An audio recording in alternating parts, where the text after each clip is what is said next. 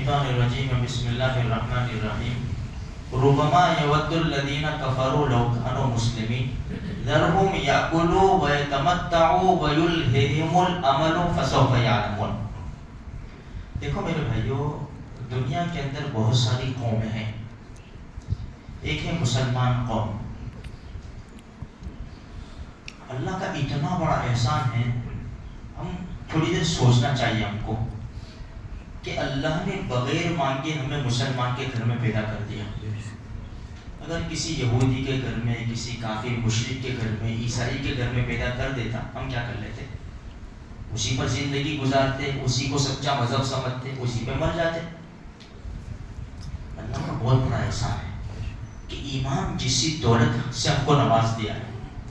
اب یہ جو ایمان ہے نا، ہمیں اس کو بچا کر لے جانا ہے میرے بھائی۔ ہماری گود میں آ گیا ایمان تو، لیکن اس کو بچا کر لے جانا ہے، اس لیے کہ اس کی ابھی قدر نہیں ہوتی، ابھی قدر معلوم نہیں ہوتی۔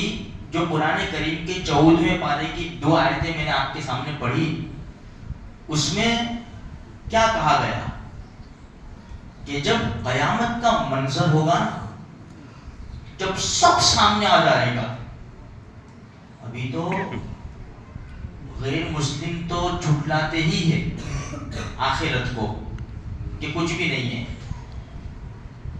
کچھ مسلمان بھی ہے جو بیچارے اپنے دین کے کمزور ہونے کی وجہ سے وہ شک میں کہ یار مرنے کے بعد بھی دوبارہ زندہ ہوئیں گے، یہ پوری زندگی کا حساب دینا، یہ وہ سب بیچارے شک میں۔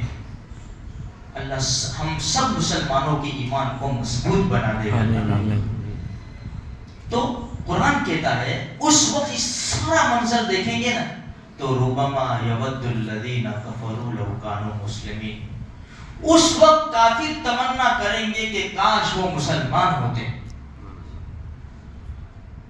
ابھی کیا کہا گیا؟ ذرہم، نبی جی آپ ان کو چھوڑیے، ذرہم یاکلوا، وہ کھائے پیے مزے اڑائے، ویتمتعوا، فائدہ اٹھائے، ویلہہم الامل، امیدیں باندھے، فسوف یعلمون، ان قریب جان لیں گے، وہ ان قریب جان لیں گے۔ اس لیے میرے بھائیو، ان الدین عند اللہ الاسلام، دین تو اللہ کے نزدیک اسلام ہے۔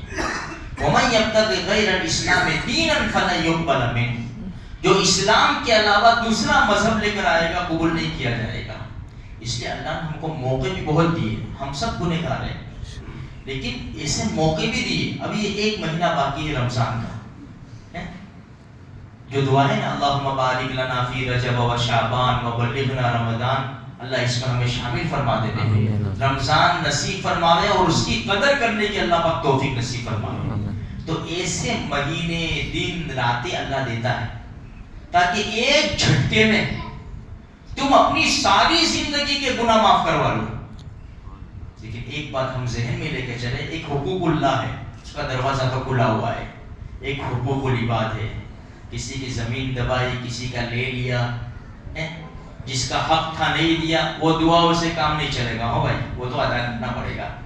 اس کا گناہ معاف ہو سکتا ہے، جیسے نماز، بھائی نماز پڑھی نہیں پڑھی، جو نمازیں قضا ہو گئی وہ توبہ سے معاف، اس کا گناہ معاف ہو سکتا ہے، لیکن وہ تو پڑھنا پڑے گا نا، وہ تو قرض ہے۔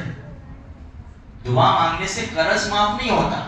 بھائی کسی کا لیا ہے، دیا نہیں آج تک، 2 سال 5 سال ہو گئے، بھائی معافی مانگی اللہ سے، چلو ٹھیک ہے اللہ، لیکن معافی مانگنے سے اس کو جو دینے کا ہے نا وہ معاف نہیں ہوگا، وہ تو دینے پڑیں گے۔ تم کہو کہ ہم عمرہ کرنے چلے جاوے نا، حج کرنے چلے جاوے، بیت اللہ کا پردہ پکڑ کر دعا کریں گے، اے اللہ میں نے اس کے 10 لاکھ لیے نا، اس کے 50 لیے نا، اس کے 20 لیے نا، میرے کو معاف کر دے، یہ معافی نہیں چلے گی۔ یہ تو پہلے دے بھائی، پہلے اس کا حق ادا کر، اس کے بعد معافی مانگ۔